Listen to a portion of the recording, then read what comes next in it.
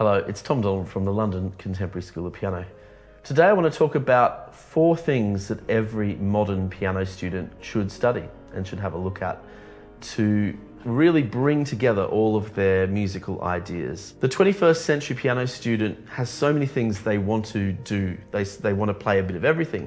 They want to play a bit of classical, they want to play a bit of jazz, they want to play popular music, they want to play film music, they want to compose. They just have such a bucket list that's so ambitious. And to bring all those things together, I think you need 4 fundamental approaches for your study.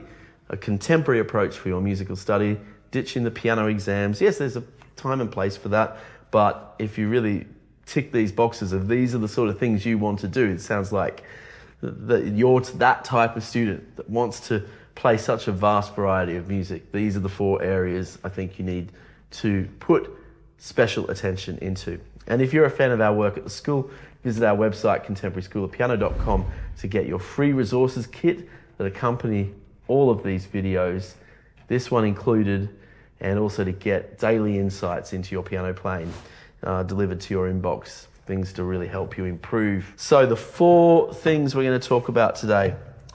The first thing is chords, chords, and chords. You have to understand harmony and chords on the piano. It doesn't really matter what type of music you're playing. This is a harmony machine. It's not just single melodies. As nice as that is, we create harmony on the piano, regardless of what style of music it is. So you want to be able to practice chord progressions. So we're going to practice a couple of chord progressions to illustrate that. We're going to start with a couple of popular chord progressions we hear in pop music, but we'll do some other styles as well. Here's a good one for pop music, a couple of ones for pop music, in cycles of 4. So what about this one?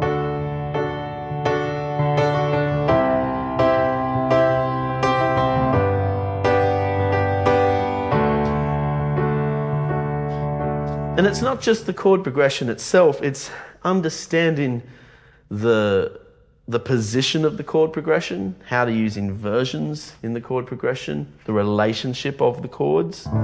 This is in the key of D major, but we have a flattened 7th here, C major. The texture and the sense of narrative. A chord progression is a narrative, it's a musical story. It's one idea following the other.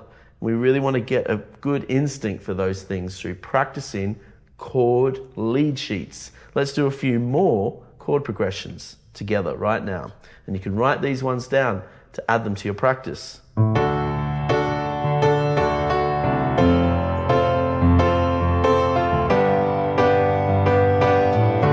Let's do that again.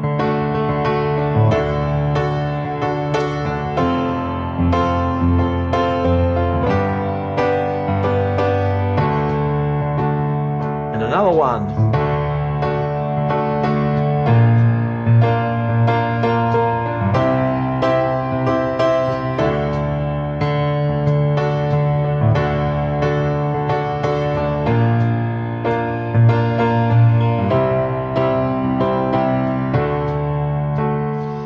Let's try a couple of more contemporary sounding ones, not just so triad based ones that use suspended chords like this one.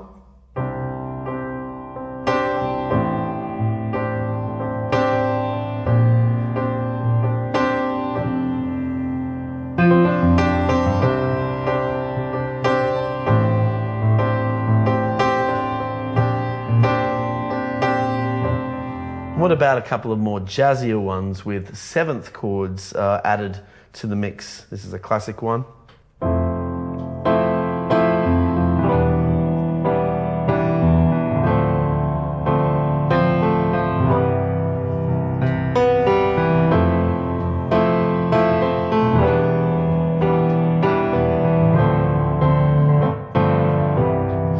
We could do this one in a couple of other keys as well, because it's such a nice chord progression.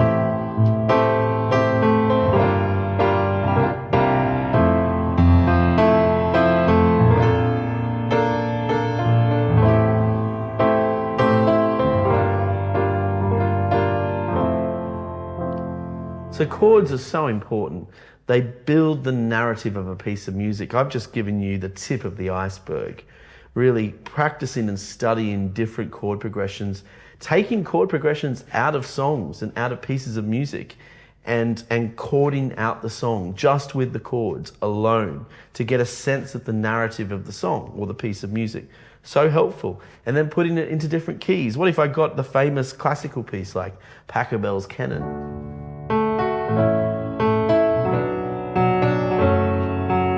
I'm just chording it out. I'm not learning the song formally. I'm just understanding the chord progression.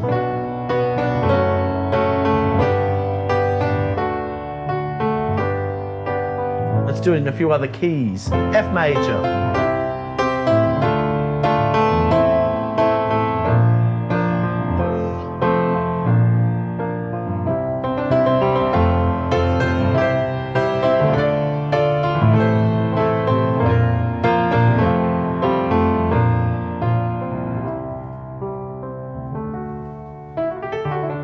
So that's the first thing. Chords, chords, chords, chords, chords. I can't emphasize it enough. That's the first thing the modern pianist needs to be well versed at. The second thing, rhythm and groove.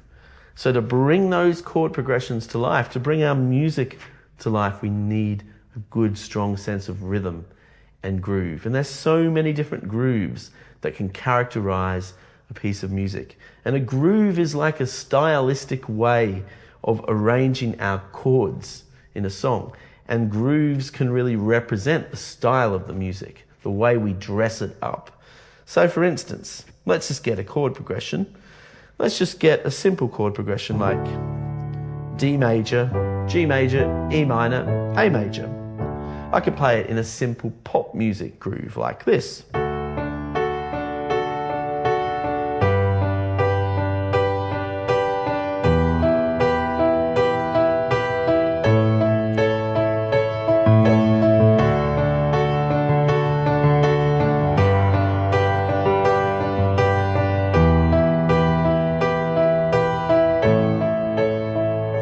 By the way, if groove is something you want to study, we do have a groove course, which will really help you understand how to dress up different chords in different ways.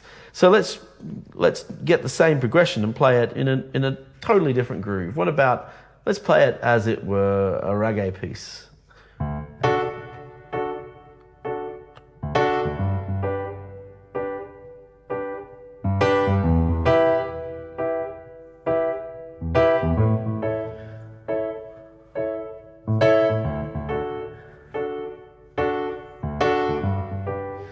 So I've just changed that groove. I've gotten those chords and I've put them on the second and fourth beat of the bar with a very bit of gentle bass. And a lot of groove is just sitting there. And the chords are interchangeable.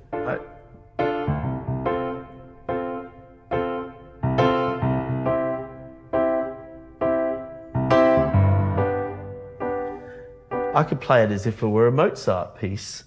I could get those same chords and put an Alberti bass on it.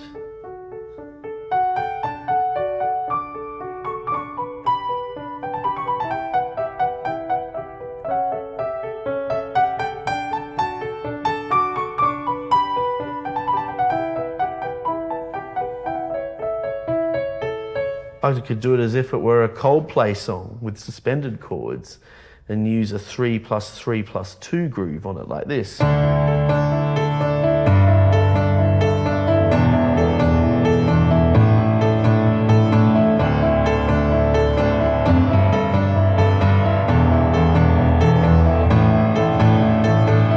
Sounds like a power ballad now. Well, how would Elton John play it?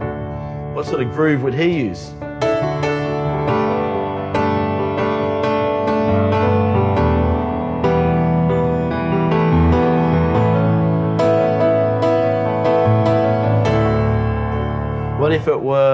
What if it were a samba?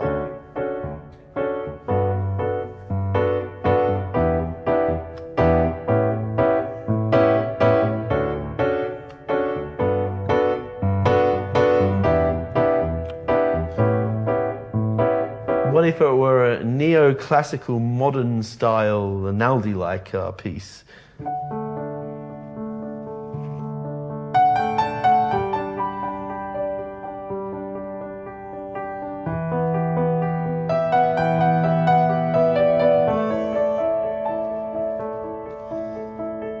I'm playing the same chords, but I'm dressing them up with different groove templates. And of course, it does involve me slightly simplifying each style of music before I start, but that's just to get the technique right. And then I can build on from there. And if you want to really build your groove playing, because I feel this is an area that's particularly underserved with a lot of students today, you should head on over to our website to get our Groove Mastery course for a mere $25 or £20. It's a great investment into your playing. And we have all of many grooves you can study from that course. So that's the second area I think the modern pianist needs to study. The third area to build more holistic creativity into your playing is improvisation. You really want to build some improvisation templates into your playing to free yourself up. So many people are so tense when they play music and they feel they've got to get it right or wrong. It's so binary to them.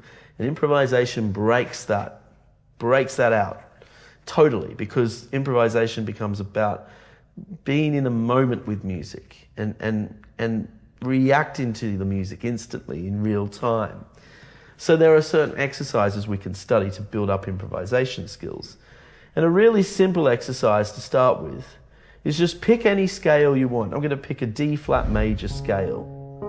That's all of the black keys, by the way, plus C and F. So it's quite an easy scale on piano. It's a beautiful scale. Just choosing any scale. You can choose any scale you want. You can practice your scales like this from now on. And I'm just going to put a bass line, which is just these three notes. The shell of the chord, the first note, the fifth note, and the octave.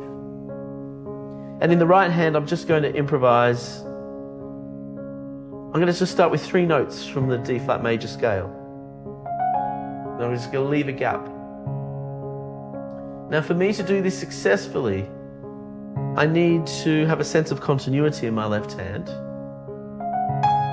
But I sort of have to let go to some point now, not have such a transactional understanding of music, but have a more connected and emotional understanding of music. And there's a big musical currency to that is underserved with students today, because they're so fussed on trying to play the right notes rather than just playing some notes with intent and with purpose. All I'm doing is just picking 3 or 4 notes from that D flat major scale. And the point is, I'm not stopping. I'm not judging. I'm just playing in the moment. Milking out the notes from the scale.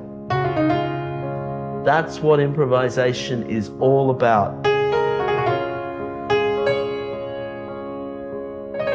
Casting aside those judgments and focusing instead on continuity.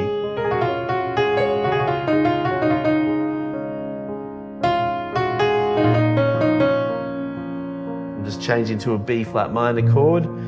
In the left hand, I can go between the D flat and the B flat.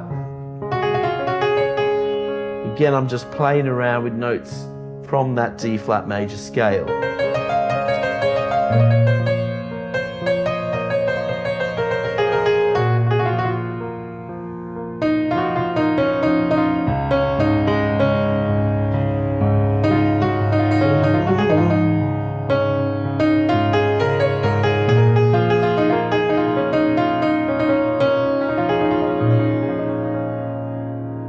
Improvisation will help you connect with that more intuitive, internal side of music making, not the transactional, materialistic side of, am I playing the right notes? Am I playing the wrong notes? Yes, sometimes that matters, but it's not all that music making is. And this is another dimension I think people can open up to their playing. So I've mentioned three very important pillars for the modern piano player. What are they? Chords, chords, chords, chords, chords, harmonic training, basically. Rhythm and groove, stylization, bringing the chords to life through rhythm and groove and stylization. And the third one, improvisation, the magical world of improvisation. So what is the fourth one? The fourth one is arrangement and integration. And in a way, this fourth pillar is the most challenging one. It's the one that has the diminishing returns. But with good skills in the first three pillars, which takes time and practice and effort, this fourth one really brings all of them together. And I'm going to explain and show how they can all go together really, really nicely. But before I do that, if this is something you want to do with your playing, seriously, if you want to do with your playing, head on over to our website, sign up for our free resources kit because you'll get daily insights into practicing piano. And also I will send you information on our complete musician program, or you can click to join the course by looking at the description below. The complete musician program brings these four pillars together in a comprehensive way, and it's a lifelong resource and course. It's our flagship course at the London Contemporary School of Piano. So if that's the sort of thing you'd like to do with your piano playing, I'd love to work with you. I'd be very, very happy to help you. This course has helped hundreds and hundreds of people, thousands of people actually, across the world. So this fourth pillar, arrangement and integration, it's when we try and bring those three aspects together to build a piece, to build a performance. Now, arrangement and integration can be expressed in so many different ways and different styles. For instance, I could get a groove like the tapestry groove, I call this, which is a C minor, I'll play it as a C minor 7.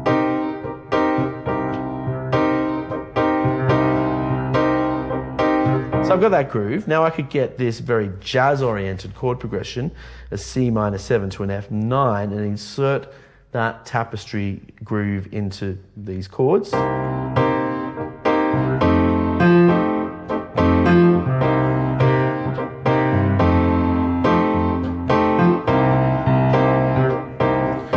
In fact, I'll even add another two chords.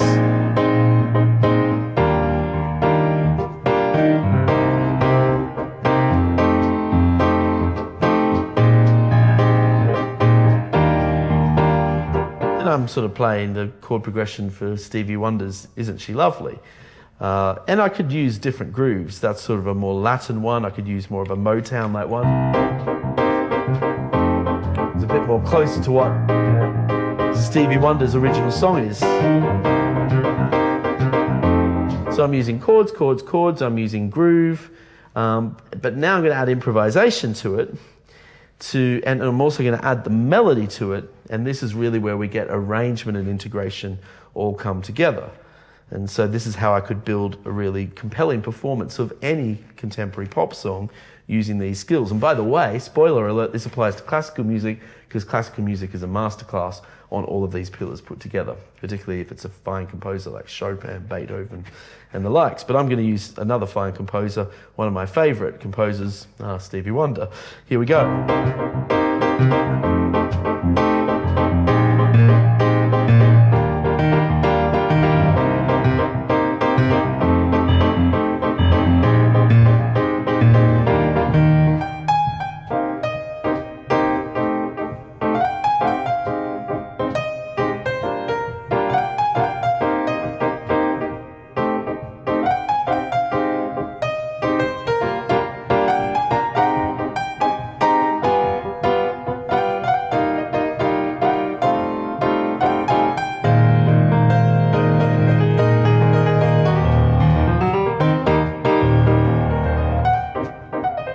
So now I'm going to use improvisation.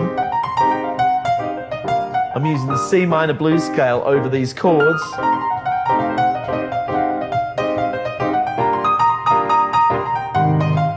So that's my third pillar.